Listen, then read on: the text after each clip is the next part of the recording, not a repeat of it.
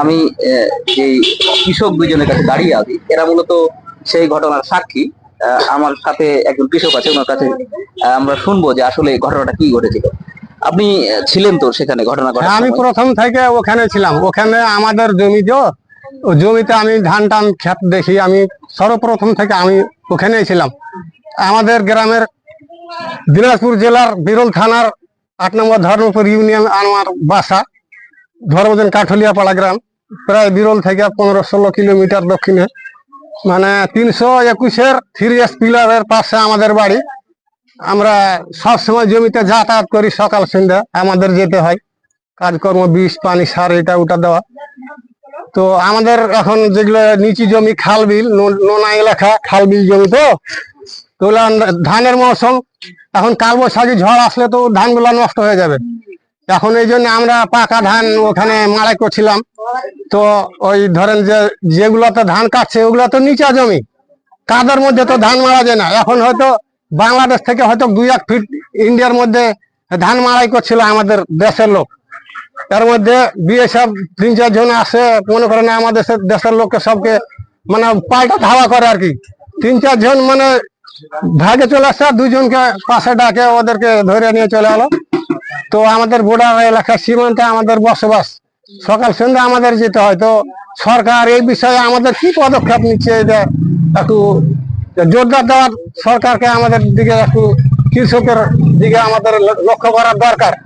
উনি বলছিলেন যে এই সীমান্ত পাড়ের মানুষ হিসেবে ওনাদের দাবি সরকারের কাছে, যাতে এর সুন্দর একটি সুরাহা হয়, যাতে তাদের কৃষক ঘরে ফেরত আসে এবং এই সীমান্ত পাড়ে যে কৃষিকাজ করে থাকেন নিরাপদে যারা, তারা যেন কৃষিকাজ করতে পারে। আমি আপনাকে আরেকটা বিষয় বলতে চাই যে আজকের যে ঘটনা, এই ঘটনা আপনি কি চোখ থেকে দেখেছেন, নিজে থেকে দেখেছেন? আমার ওখানে জমি নাই, তবে আমার ভাইরার জমি আছে। আমি ওখানে মাঝে মধ্যে জমিতে যাই, দেখাশোনা করি, সার পানি আজকে বীজ দিচ্ছিলাম আমি। তো 3-4 কিন বীজ দেওয়া হচ্ছে। পরে বিএসএফ যখন ধাওয়া করলো, আমাদের বাংলাদেশের লোকগুলা যখন ধান মাড়াই করতেছিল, তখন বীজটা দেওয়া সম্পূর্ণ শেষ হয়নি। তো আমাকে দেখাশোনা করতে হয় বর্ডার এলাকায় জমি। তো বর্ডার এলাকায় জমি হলে কি আমাদের বাংলাদেশের সরকারের জমি কি আবাদ করবে না, হলে পতিত রাখবে? আমাদের তো চাষাবাদ করার প্রয়োজন এখানে। আপনি শুনছিলেন যে উনি দাবি করছে যে আমাদের সীমান্ত পাড়ের যে জমিগুলো আছে তাদেরকে আমরা ফেলে রাখবো নাকি চাষাবাদ করব। এখানে উনি আরেকটা বিষয় বলছিলেন যে সীমান্তের যে শূন্য লাইন, সেই শূন্য লাইনের কাছেই কিন্তু কৃষকরা ধান মাড়াই করছিল এবং সে সময় বিএসএফরা ধাওয়া করলে একটা বিশৃঙ্খলা তৈরি হয় এবং সে সময় 2 জন কৃষককে তারা তুলে নিয়ে যায়। আমরা যেটা শুনেছি বিডিআর এর কাছ থেকে যে খুব শীঘ্রই সেটা নিয়ে কাজ করছে ওনারা এবং খুব অল্প সময়ের ভিতরে হয়তো পতাকা বৈঠক করে তা আমাদের কৃষককে ফেরত দেবে।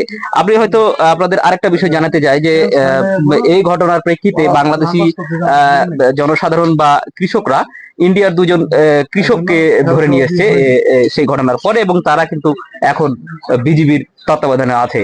হয়তো দ্রুত পতাকা বৈঠকের মাধ্যমে এই 2 জন কৃষককে তারা ফেরত দিবে এবং আমাদের যে কৃষক সেই কৃষককে ফেরত নিয়ে আসবে। আমরা আরেকজন কৃষক যিনি সেখানে উপস্থিত ছিলেন, আমরা তার সাথে কথা বলি। আপনি বলছিলেন যে সেখানে ছিলেন, আপনি কি বলবেন যে আসলে কি ঘটনা ঘটেছিল সেখানে? না, মূলত আমি ওখানে সীমান্ত পার্শ্ববর্তী আমার জমি, আমি ওখানে শ্যালো মেশিন স্টার্ট করতে দিয়ে আরেকটা পার্শ্ববর্তী জমি আছে। তো ওখানে কিছুক্ষণ থাকার পরে দেখলাম যে সীমান্ত দিয়ে বিএসএফ 5 জন মানে পিলার চক্করে ওরা 5 জন ছিল। 5 জন।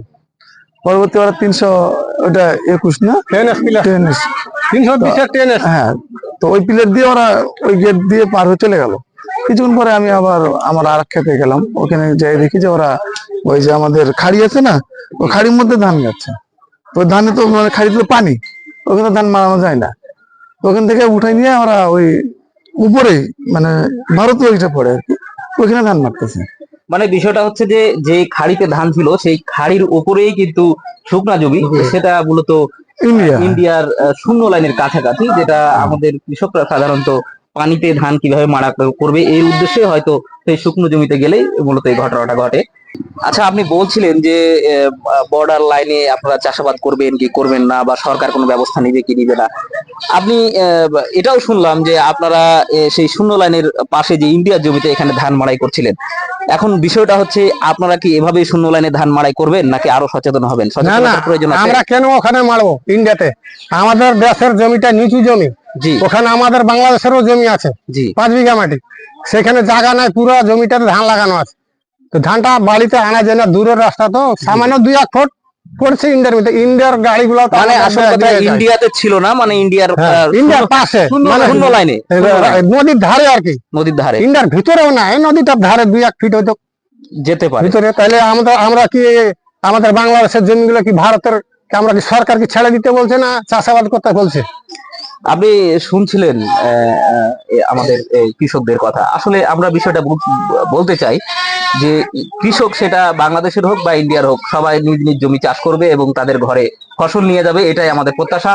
এবং আমাদের কৃষকদের ফেরত দিবে, তাদের কৃষক তারা নিয়ে যাবে, এবং অদূর ভবিষ্যতে এমন আর ঘটনা ঘটবে না, এমন আশা করছে এখানকার মানুষজন।